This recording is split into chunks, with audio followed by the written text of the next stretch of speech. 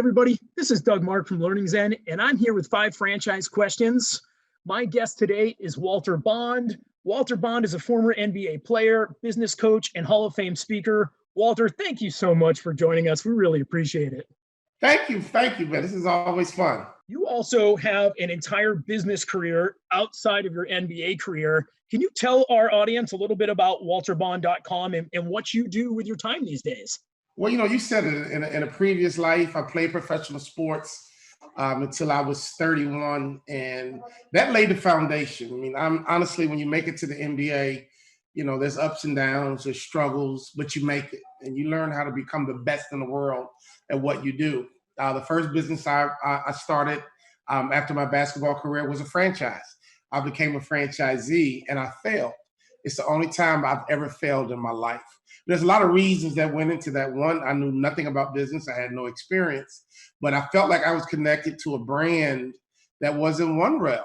And I went to one of our national conferences, and it was painfully obvious to me as a franchisee that the franchisor and the system could have cared less about me. And so now I'm on a mission. We work with a ton of franchises around the world to help them as a brand reach their potential, but also really become a voice for franchisees so that they can grow and reach their potential. And franchising is the only thing I ever failed in my life. Now I'm a very popular franchise speaker, and it's just only poetic because I love to fail, but I want to fail forward. And you're not going to catch me failing too often. But when I do, I learn my lesson, and I typically come back with a vengeance. And so to your point, my first business was basketball. And, you make it to the NBA, you got this ego, right? And so when I failed in business for the first time, it was very humbling. I learned a lot, but now we've come back bigger, stronger, and faster. And not only do we stay in the franchising community, now we've pretty much become a household name as keynotes and training and development. So in that shark video, a couple of things really resonated with me, but you talk about the Bond family business. And I think your father really helped motivate you and hold you accountable to the goals that you had set for yourself. Do you feel like this model would also benefit the franchisor-franchisee relationship? Absolutely. And when I talk about the Bond family business, it really was training and development. Yeah. And, my parents were teachers. My dad was a high school principal. My mom was a teacher. And I'm the youngest. And I flunked out of my first high school. So I needed a little extra training and a whole lot more development. But when you're raised by teachers, they have a whole different approach. They understand potential. They understand being patient. They understand equipping. And I was always a great athlete. But I remember my dad telling me, this family produces student athletes. It's not good enough for you just to be an athlete. And keep in mind, I was named after my uncle, his brother, who played Major League Baseball. And I'm the best athlete in the family. So my father knew that I had incredible potential to play pro sports, but I was failing academically, and that was unacceptable because that was unacceptable to the culture. So when you have a family, you got to have a culture where you build confidence and set expectations. And so when I talk about training and development, that's what I'm talking about. Build confidence and set expectations. And when I think about a franchise, that's your job, to build confidence and set expectations, but then supply the culture that can help your franchisees reach their potential. Smart companies are training and development organizations at their core. If you look at any great franchise system, McDonald's, that's a training and development organization. Chick-fil-A, that's a training and development organization. So what we do and what we bring is training and development. Man, that warms my heart for a lot of different reasons, but I always talk about the fact that I think an investment in training and development for your employees is better than any marketing investment you could ever make. So I'm right there. And a lot of brands don't even go that route. They don't even think that way. And they stay mediocre, right? Yeah. So as an athlete, Doug, we went to practice every day. That's training and development, right? You went to training camp for a whole month before you even played a game, training and development. In fact, you had off-season worked out. workouts, training and development. You just don't just show up and just go play. It's No. constant training, constant development. And then you go play, you play well and compete. And that's the difference to me from an organization that's going to be mediocre. We just go play and play hard versus a company that say, hey, we're going to build culture, we're going to train, we're going to develop, and we're going to play hard, but we're going to play the Chick-fil-A way. We're going to play the Jersey Mike's way. You fill in the name of your franchise, and the question is, if you haven't invested in training and development, you probably don't even have a way. And the only way you can win in franchising is to have a clear way that when we were in high school, we learned about the Maslow hierarchy of needs. And one of those needs is self-actualization, which simply means I believe I can reach my potential here. So if you have a brand, if you're not convincing your franchisees that they can reach their potential with you, shame on you. And now you wonder why you have associations, and now you wonder why you have lawsuits, and now you wonder why you have disgruntled franchisees, because you have not done your job. Your job is to make sure that each and every franchisee, the moment they sign that franchise agreement, I don't care if it's one location, I don't care if it's 30 locations, it doesn't matter. You got to create an environment where they can reach their potential with you. That's why I chose University of Minnesota on a basketball scholarship, because my college coach recruited me and convinced me as a high school kid that you can come and play for me and you can reach your potential with me. You don't need to go to the University of Wisconsin or Michigan. You come and play for me because I'm going to help you reach your potential. So when I walk into the NBA and I make it, Doug, I look back at them and all I say is thank you. Think about your brand the same way. You know what? These franchisees have options. Right? We can go online and do searches. What brand do I want to buy?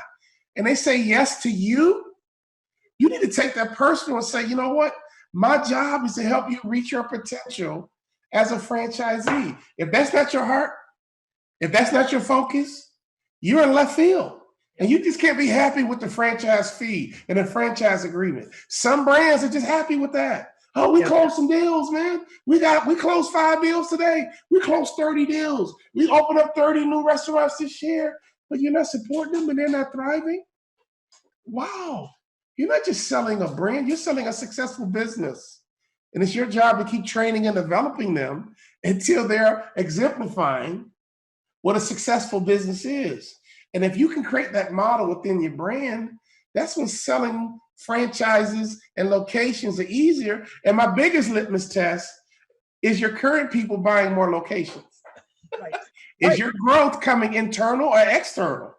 Because if your growth is not coming internal, something is flawed with your system. Well, you can transform this overnight by simply understanding that we need to turn our culture into a training and development organization masquerading in our core business so that all of our franchisees can reach their potential here. Sometimes we hear pushback, where people don't truly understand that the rule of like a joint employer. They feel like, oh my God, as a franchisor, I'm afraid to, talk to my franchisees because I don't want to break that arrangement. But joint employer allows the franchisor to train the franchisee and their manager. And that's a huge thing. So if you're not doing those things, those franchisees are all being set up for failure. If you're not investing in the success of each and every one of those people that bought into your brand, man, I don't think they stand much of a chance on their own. So now as a coach and a consultant, we're able to come in and not only impact the franchisee, but also impact the franchisor. I'm not just coming here to help your kids. I'm coming here to help you to understand how to get your franchisees to be committed and loyal and to buy into the brand. It's not about what you're going to take away. It's about what you're going to give. Because the truth is, if you can sell more locations and get your royalty, you're better off anyway. So why not sow into your people, train them, develop them? And here's the key, Doug, and here's the key. In sports, you're in great shape when you can see someone's abs, right? When you got that six pack, that's when you know someone's in shape. Don't tell me you're in shape and you got a big old beer belly, right? And so the analogy is, if you're really going to have a culture that's a strong culture, your middle managers are your abs, not your corporate office, not your corporate team, not your regional director, not your area directors, not even your franchisees. That manager, right? That 18-year-old kid, that 21-year-old kid, that junior college student that came in to work part-time who just needed some money. Until you capture them, until you get that middle manager tight with the brand, the culture, the way, you have not built a strong culture. You have not built a strong brand. And that's what McDonald's did with Hamburger University. They take their managers through Hamburger University and they train and develop their managers into the next generation of leaders. Honestly, if you build the right brand, if you attract the right people, you should never have to hire from the outside. You should promote from within constantly, because Bill Belichick, a great football coach, has produced several other head coaches. Yeah. Why? Because of the culture. He's running a training and development organization masquerading as a football team. And not only is he producing great quarterbacks and great football players, he has a low payroll and he's producing other head coaches. That's the power of training and development. He doesn't have to go out and outspend everybody. Yep. He gets good players and he develops them into great players. That's the metaphor for franchising. You find some good people, you develop them into great people, and that's how you build a great brand. I mean, you said it from the start of this conversation, which is, the best way to grow a franchise is from within. And if the easiest way for us to sell a franchise is via a referral from a franchisee, then man, I've got to be developing training and leadership into those leaders at the franchisee level, because someone reaching out to them or that franchisee reaching out to someone else is going to be the easiest sales job in the world compared to bringing in somebody who doesn't know anything about your brand and doesn't know anything about the support they're getting from up top. Here's a metaphor, and I'm going to use a sports one first, and then we're going to talk business. Tom Brady is going to leave the game, arguably, as the greatest quarterback of all time. But don't forget, he was a 6th-round pick.